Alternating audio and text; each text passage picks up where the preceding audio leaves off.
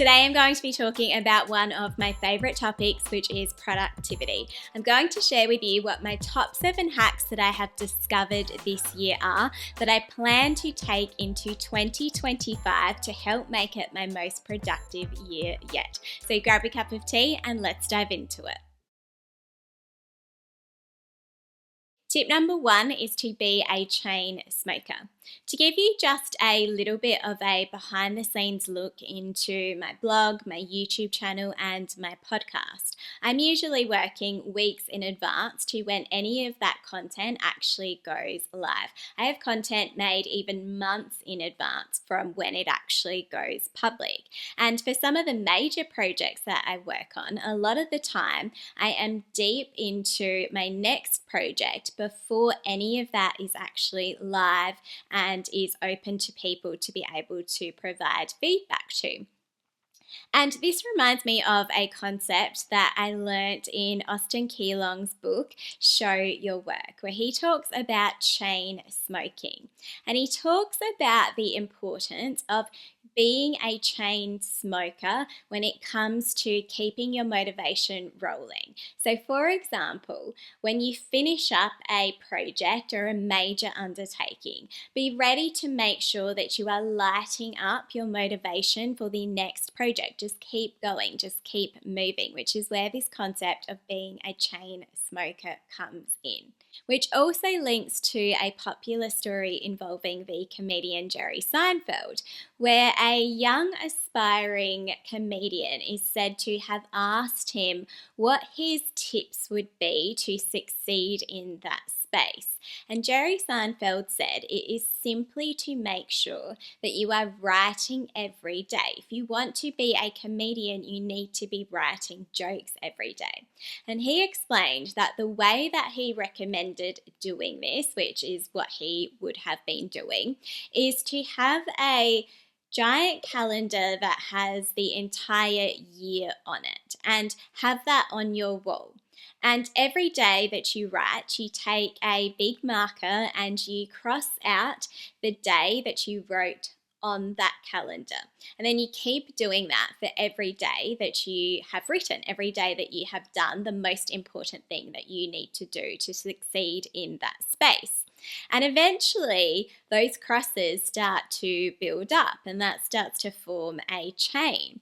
And you start to be motivated by seeing that chain and you don't want to see that chain break.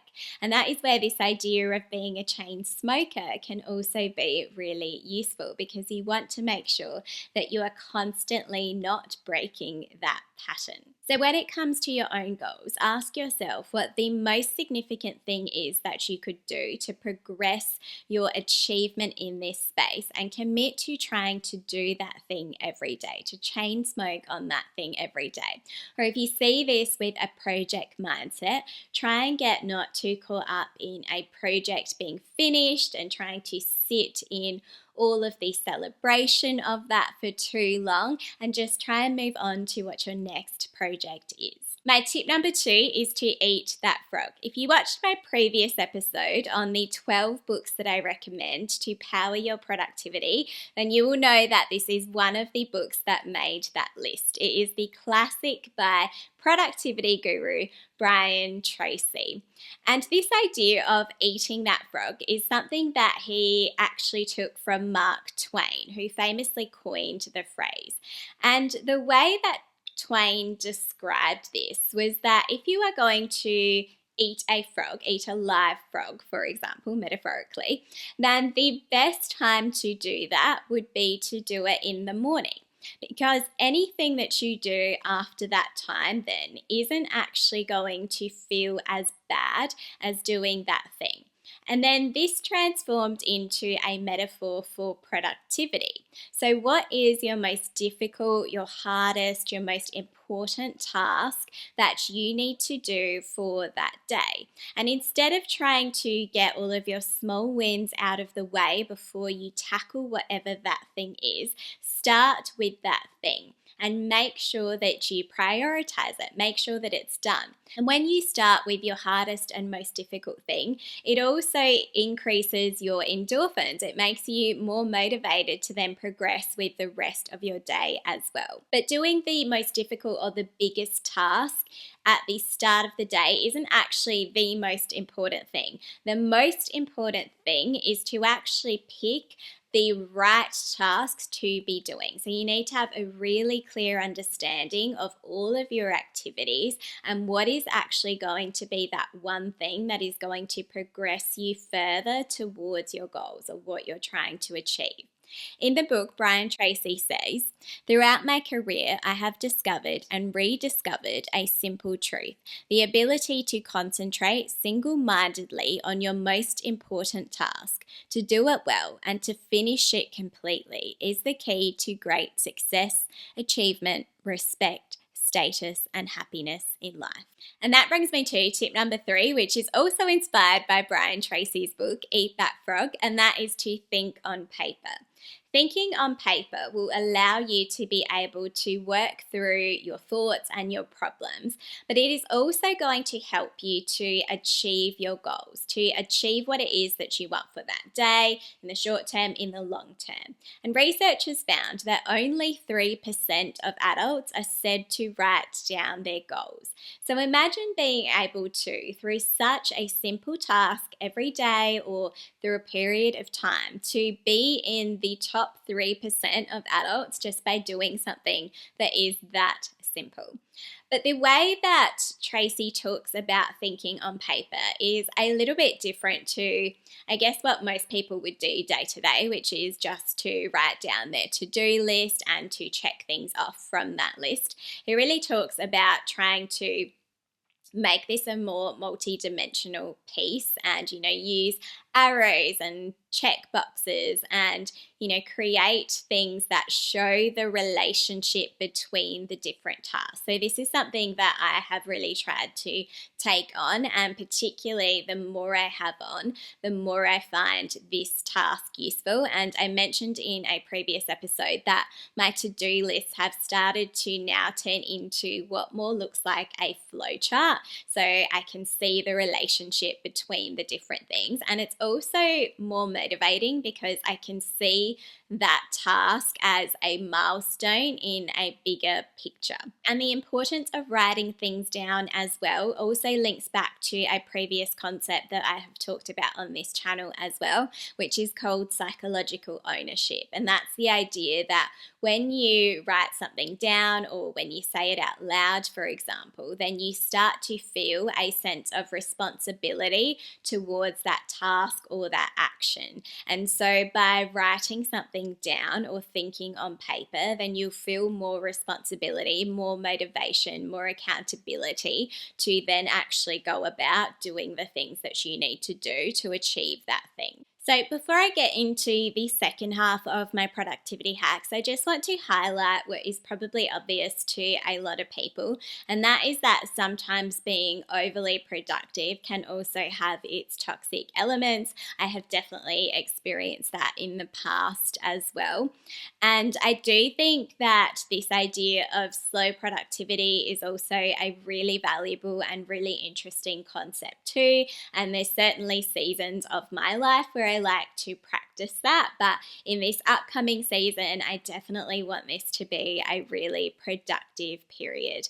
And what I also find sometimes is that the people who often talk about the importance of slow productivity, who are absolutely right in a lot of the things that they say, are also the people who have experienced a certain level of success and everything that comes with that, who maybe got to that position because of all of the hyper productivity that they had earlier in their careers, and so are able to enjoy that. So it's just something to keep in mind as well for whatever your current circumstances are too. But for the purpose of this episode, let's keep rolling with my new favorite productivity hacks. My productivity hack number 4 is to visualize your day. When you visualize your day, then you are more likely also going to be able to achieve your desired outcomes. This also links back to neurolinguistics programming, which I talk about a lot on this channel too.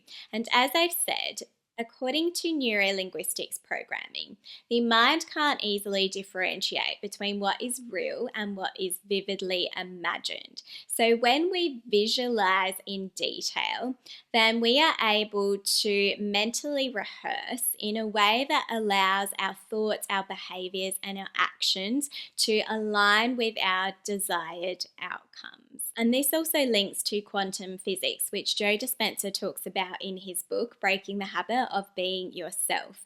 And he talks about this idea of subatomic particles and that they exist everywhere and nowhere at the same time until they are observed. And that mind and matter are completely entangled, and that we need to be able to tap into things that are otherwise pure potential. And in the book, he says, that quantum field contains a reality in which you are healthy, wealthy, and happy, and possess all of the qualities and capabilities of an idealized self that you hold in your thoughts. So from a quantum physics perspective, you have to match the reality that exists as this electromagnetic potential. So think of this as a broadcast. So when you are visualizing, you are pulling in what that potential is into your physical reality. So the way that I've tried to take on visualization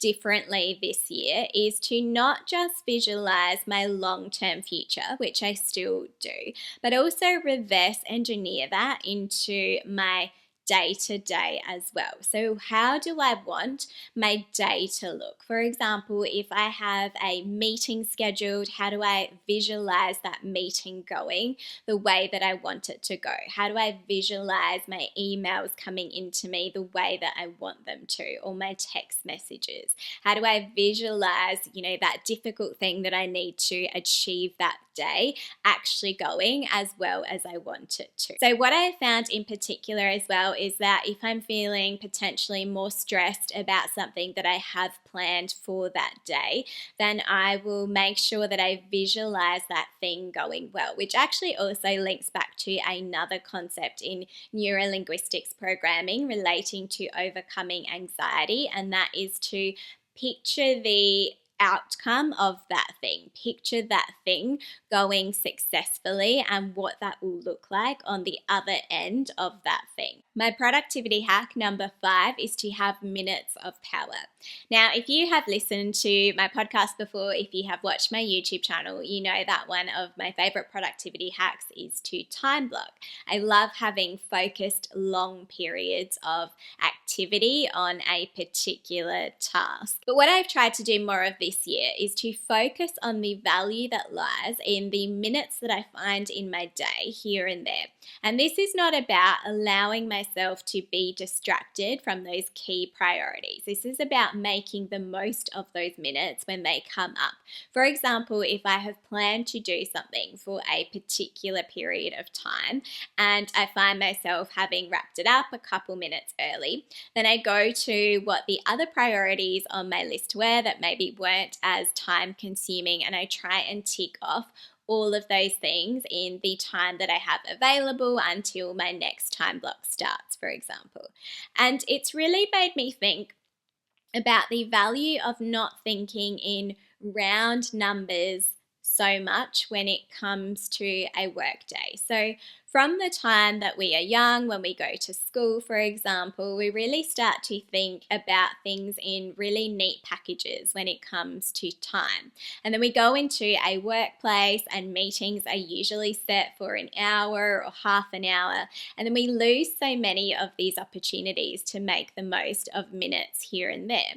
But this idea that I've had this year to focus more on the minutes that are available have made me be able to do those big things, but then also check off those little things in the most productive way. And I've talked about Parkinson's law on this channel a lot too, and it says that work expands to the amount of time that you have available for it. So sometimes I do amaze myself with how much I can actually get done just in those few minutes that I allow myself to have these minutes of power as well. And it made me think about someone like Elon Musk, who runs 6 companies but is somehow still able to post all day. And a lot of people wonder how he does that and then still have the level of responsibility that he has in those other areas. And maybe it's because people like him have learned to master not only the big things, but all of the opportunities that exist in those minutes here and there as well. My tip number 6 is to end with the start in mind. And no, you did not hear that wrong, because I know a lot of people love Stephen Covey's 7 Habits of Highly Effective People and the concept of starting with the end in mind. This is something that I absolutely love myself. It's something that I talk about a lot with my own personal brand coaching clients, to have that long-term vision for yourself and then reverse engineer back from that. But this idea of ending with the start in mind is something that I heard someone say. I don't even know where it was. It might have been in a podcast potentially. And they mentioned that when you end with the start in mind in your day-to-day, it allows you to set yourself up for whatever that next task is. So for example, if there's a particular thing you know that you are going to be working on that next day, and you're going to be, of course, eating the frog and doing what that most difficult thing is next, then have, for example, your documents ready to go. Have them already pulled up and ready for you to sit down and work on that thing. This is something I try and do with my work, and try and make sure that I have those next documents ready to go after my lunch break, for example, so I know that I can just dive straight into that thing. But I also try and do it in my personal life as well. Just last night, actually, I was thinking about this concept because I wanted to make sure that I practiced the piano that night.